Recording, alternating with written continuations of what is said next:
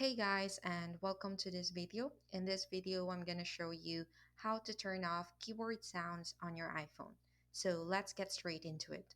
When you use the keyboard on your iPhone and start typing, it plays a sound with every key pressed. And this can be a bit annoying for some people, but don't worry, turning it off is super easy.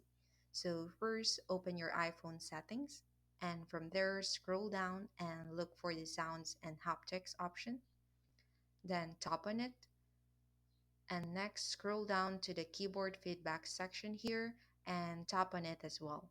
So here you'll see the sound option, which is likely turned on. So simply toggle this off. And once you've done that, your keyboard will no longer make any sounds when you type, just like this. And that's pretty much it. That's how to turn off keyboard sounds on your iPhone. So I really hope you found this video useful. If you could give us a like and subscribe, we would really appreciate it. Catch you guys in the next one.